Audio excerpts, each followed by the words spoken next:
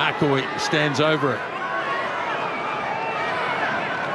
Now Tokiaho goes too. Defence holding up. Now they go with the backs. McKenzie slips the pass. Ioane, and the try scored by Imoni Narua.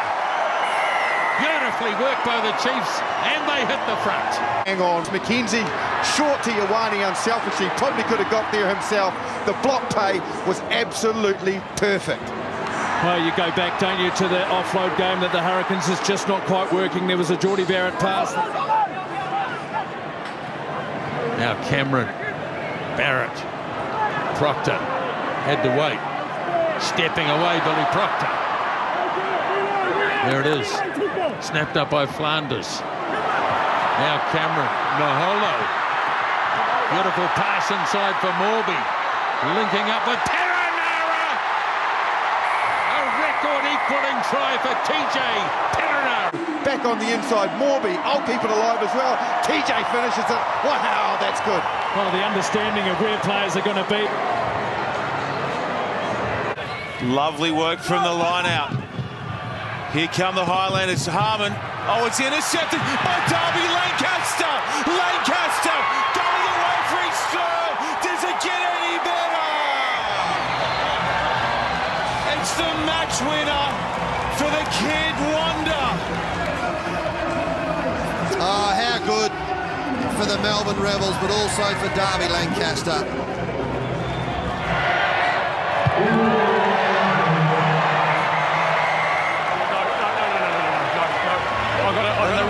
Are making headlines for all the right reasons now. It's a fifth win of the year. Yeah, so a lot has been talked about Super Rugby this year being, quite a bit more exciting. We're certainly seeing some rather unexpected results, like, I guess, take for instance, the Crusaders being 1-6. You've got your Rebels who are 4th as we speak. And Moana Pacifica having I think they've definitely had a much better season. I mean, they're still kind of probably one of the strugglers in the comp, but I think they've picked up a few respectable results. And I guess obviously the key talking point is the apparent improvement seen with the Australian sides. Brumbies, they're thereabouts, but. The Reds have had a good win against the Chiefs. Waratahs did the double against the Crusaders, and the Rebels, of course, as I said, they are 4th, even though the very existence of the club is very much still in question as we speak. The Australian Rugby Australia refuses to continue funding them. They've had issues with players, paying players during the season, but incredibly that appears to be the final trick in the book that has finally got the Rebels into playoff contention. And with 8 teams being in the playoffs, the Rebels have a very good shot of doing it for the first time in their history. And it's funny how push comes to shove. But so I guess the question, of course, is have the Australian sides improved? Or is it the fact that the New Zealand sides have just kind of declined this season? So, interesting. Yeah, it is an interesting conundrum there.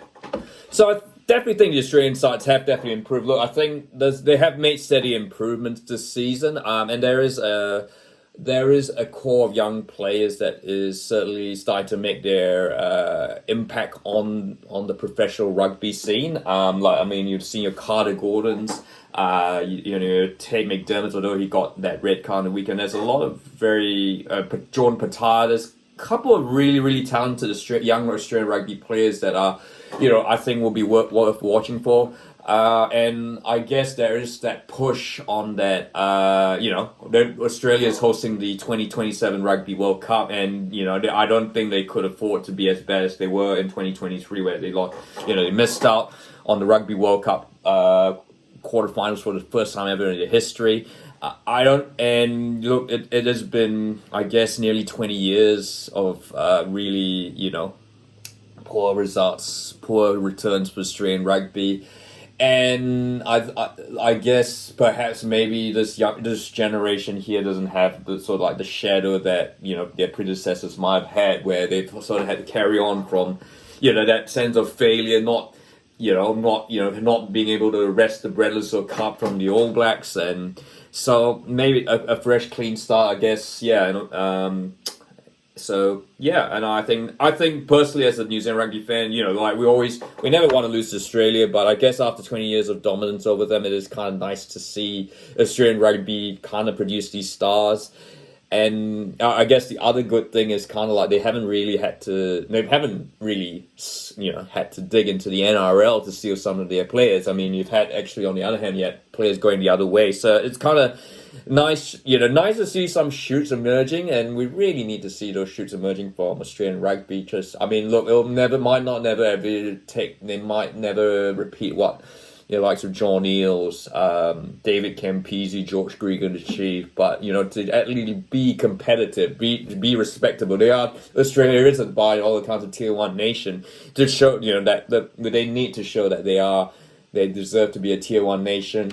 And yeah, I think that they could be, hopefully the side is primed for, at least getting to the semi-finals in 2027, because I think that's really what Australian rugby needs. It needs to be successful in front of their own fans and in front of the Australian public, amidst all the competing against the power of the AFL and NRL, which have just certainly made huge. They've made huge strides, and also soccer football in the last 20-odd years.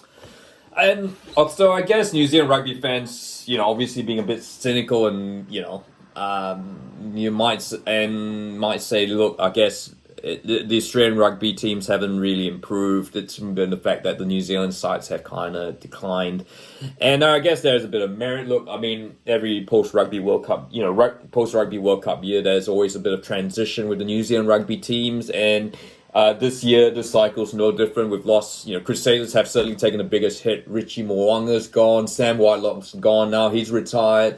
You've had Cody Taylor on leave. But yeah, I mean, on the other hand, yes, the Crusaders have had lost a lot of players. But you look at the Canes, they've lost players as well. They've lost Adi Sabia. They've lost Dane Coles, but they're top of the table, and they're playing some of the best rugby that they've ever probably played in a while. And they've lost Cam Roigard as well, who and they still look like possibly the best team in Super Rugby. Chiefs as well, they've Chiefs, Blues, all New Zealand side have lost players, but I don't think there's been too much of a drop-off on the New Zealand side. I think Crusaders certainly have dropped off, but it's what you expect. They've lost Scott Robertson. They've lost a lot of players. I think Crusaders certainly have dropped off, but the Canes, the Chiefs are still very competitive. Look, I mean, there's issues with the Chiefs, but don't think that it's down to personnel. That's a coach.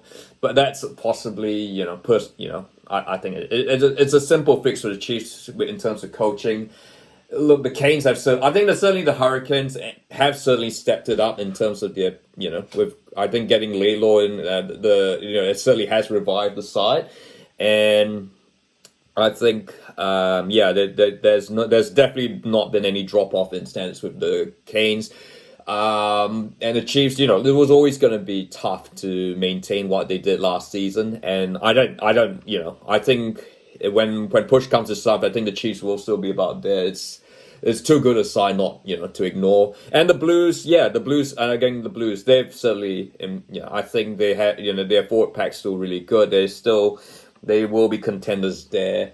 And of course, Highlanders, of course, I think the Highlanders have improved from last season. It's still a really young team, but I think they certainly have improved. So I don't think there has necessarily been a drop off. There's always been transition change. A new generation has come up, but I think it's a little bit of a blip. And I think the New Zealand sides will show it come playoff time that they will still be the standard bearers. But yeah, it is certainly refreshing to see the Australian sides, and for that matter, Moana Pacifica, and I guess Fiji and Drua also had a lot of they've had lost a lot of players as well to overseas contracts, and still looking rather competitive. Certainly at home, and wherever the PLR took us to the Apia there. Sorry, not Apia, Samoa. What are you talking about?